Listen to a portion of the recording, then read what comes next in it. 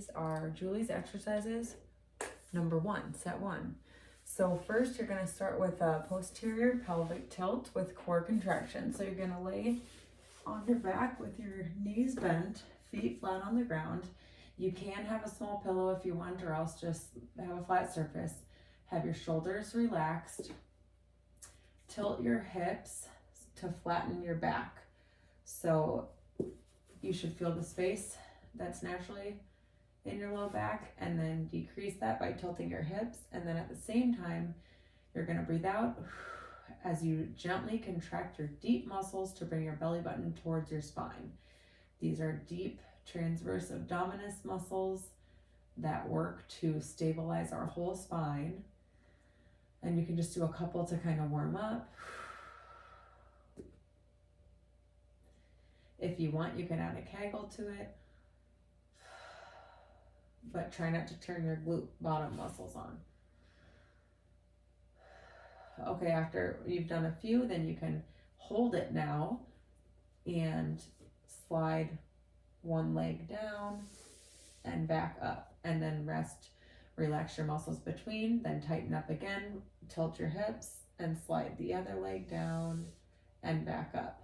And you can alternate back and forth. If that feels good and you feel like you're holding your spine nicely, then you can go ahead and maintain the pelvic tilt and tightening of your core for like a few reps. But if you need to stop and check yourself between each one, that's totally fine, especially like as you're getting used to it.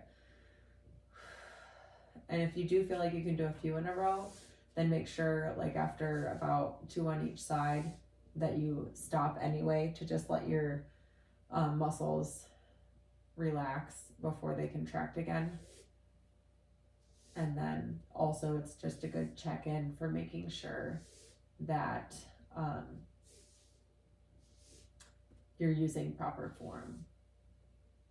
Okay, so that's probably about 10 on each side. So in between, let's go ahead and go to the next, because we'll do 3 sets.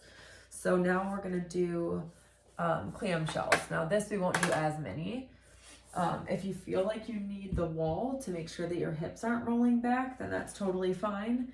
But you really want to make sure that your hips are, it's like if you pinned through your hips and pinned yourself to the ground. You do not want your hips to move. And you're going to keep your feet together and bring your knee up toward the ceiling. And you might feel some tightness in your hips. And again, you can have either a pillow or you can just relax your head. And then if you feel comfortable, you can bring belly button to spine with that. Okay, and then go ahead and just stop after a few. And then you're gonna flip. You can just roll over, but I don't wanna make you have that view. So I'm gonna go like this. Okay, same thing. Do not let those hips roll back. And we're gonna go up and down with the knee. 2, if you feel comfortable to bring gently belly button to spine. 3, 4, I kind of like to hold my hand on my hip just to make sure that I'm not rolling back. 5, because if I was rolling back, I'd be like, woo, and that's just not helpful. You want to just really make sure you're just getting that rotation movement. Okay, so that's 5 on each side. And so now let's go ahead and do another, I'll just switch like this. Let's do another set of 10 of the heel slides. So again, feet flat on the floor, knees bent, tilt your hips to flatten your spine. Gentle contraction here as if you're gonna cough. Should be tightening those deep muscles. And we're gonna slide 1. Relax, tilt, tighten, slide 2. Tilt, tighten, make sure your shoulders are relaxed. 3, 4. You don't really want to go any faster than this because, again, you want to really be focused on form. 5, 6.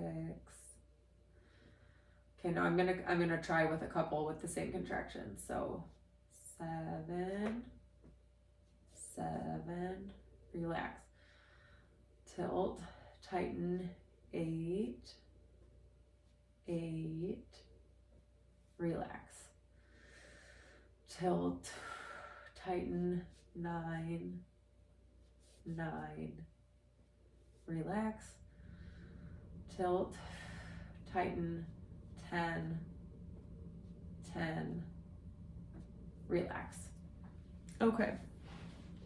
Now we're gonna do the knee to opposite shoulder stretch. So have one leg straight, the other knee, you wanna bring it towards your opposite shoulder. So in the ideal world, you'd be bringing it high across your body and far across your body. But if your hips are not gonna let you do that, then you just play with the motion. You might have to start way down here so that your hip flexors aren't as shortened, and you can still get a good stretch. And you can kind of just let your low back relax. Like if it feels good to let your low back kind of come along for the ride, that's fine. If you want to kind of keep your low back a little bit more pinned down to the ground, that's also fine. Whatever feels best for you. And I'm talking about it's probably been like 15 seconds, so we'll go 10 to 15 more seconds. Or if you feel like you need to stop, just stop. And you can switch legs whenever you need to.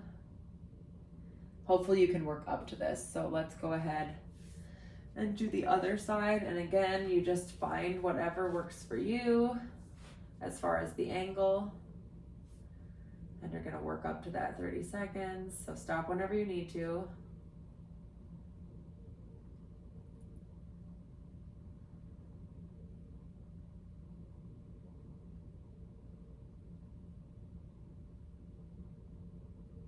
Okay, I think that's probably about 30 seconds because I counted to 20 and I figured I was probably talking for 10. Okay, so again, you can work up to that. You don't have to force it. The next thing is going to be squats. So hopefully you can see me. I might need to raise this. Hold on. Got my handy dandy tripod thing. Okay. All right, so I'll show you a couple angles. So feet can be a little bit rotated out, but not too much. Knees stay forward.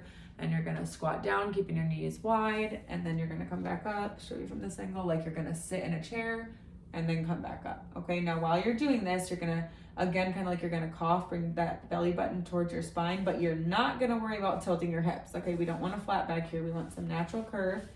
So gentle belly button to spine, and then act like you're gonna sit in the chair. I like to have my hands out forward just to kind of offset the balance of my booty here. So 3, 4, breathe out on up. So breathe in, breathe out. 5, 6, 7, 8. Make sure your knees aren't knocking. 9, make sure you're not tensing your shoulders. And 10. Hopefully you maintained that breathing, okay? Okay, so now we're gonna stretch the hip flexors and then you're done. So you can do that a couple different ways. If you want to do the pigeon, you can do that. Or if you just want to make it a half kneel. The main thing is that you're getting a good stretch through here. And again, just kind of check in with your posture. Shouldn't be getting any pain. So if you feel like you're getting pain in the low back, you can, again, kind of play with the position of your pelvis to adjust as needed. I'm so bad at counting, but we'll estimate about 10 more seconds. I'm just talking. All right, let's switch legs. So again, you can either go to the pigeon or you can do the half kneel, and I'll count 1, 2, 3, 4, 5, 6, 7, 8, 9, 10, 11, 12, 13, 14, 15, 16, 17, 18, 19, 20, 21, 22, 23, 24, 25, 26, 27, 28, 29, and 30. Okay, you're done. So just about 10 minutes, so not too bad. And then we, like I said, we will progress it, and you might even do like 2 Hail Marys instead of counting to 30 seconds if you feel like you get to the point where you're comfortable with all of the form and everything. So let me know if you have questions.